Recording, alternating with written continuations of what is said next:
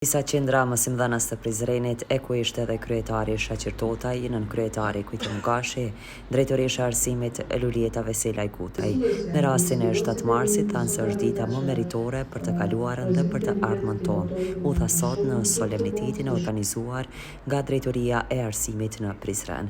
Fillimisht u bëri prezantimin e investimeve të komunës në shkollat e komunës, ku në prezencën e disa qendra mësimdhënësve kryetari komunës Shaqir Totaj, duke përshëndetur këtë datë kaq të rëndësishme, tha se rikujtoj mësuesën time, prej se cilës pata marrë të gjitha të mira që mund të merret nga një fëmijë. Prandaj jo kot thuhet se mësuesja dhe familja janë baza kryesore e një personaliteti. Unë kur jam qenë fëmijë klasë parë fillore, kam pas një mësuese, të cilën hala e maj mend, për shkak se një edukat shumë bazike, shumë themelore, por edhe shumë të rëndësishme, çaq sa e merr prej prindit, çaq sa merr edhe prej mësuesit.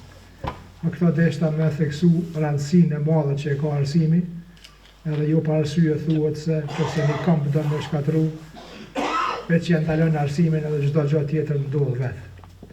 Vlen me përkujtu se çdo kuadër, çdo ekspert, çdo profesionist, çfarë do lamie, çfarë do fushë që e kemi, jo veç na, po kushdo, këtë janë produkt të arsimit.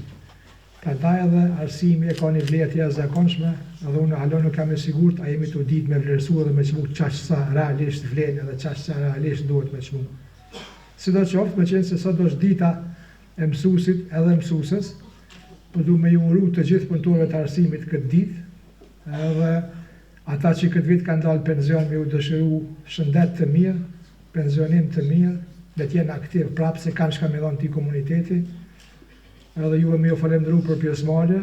Drejtoresha e arsimit në Prizren, Lulieta Veselaj Kutaj, me këtë rast ka folur për rëndësinë e kësaj date, si dhe për faktin se bashkë me mësimdhënësit dhe të gjithë të tjerët është arritur që arsimi në Prizren të ketë një trend të mirë zhvillimi.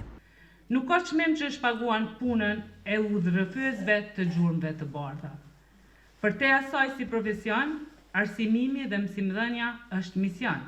Prandaj mësimdhënësit janë edhe model dhe frymëzues të çdo shoqërie në çdo kohë.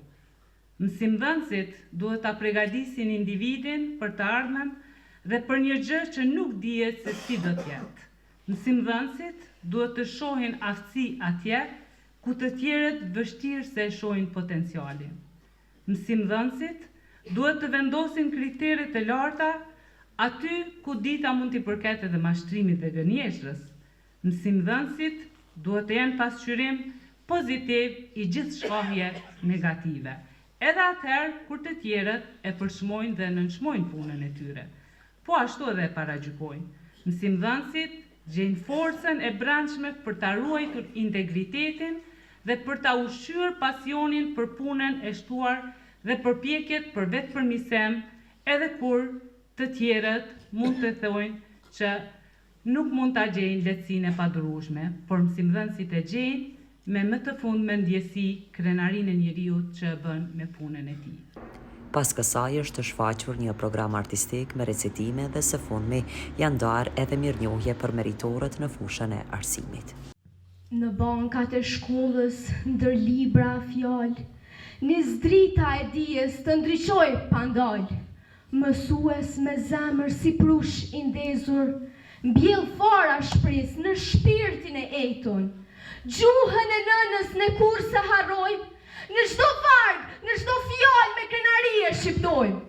Shkronjat e arta, histori dhe kujtime, janë rënjët tona, janë flamujt e ngritur me nganjime.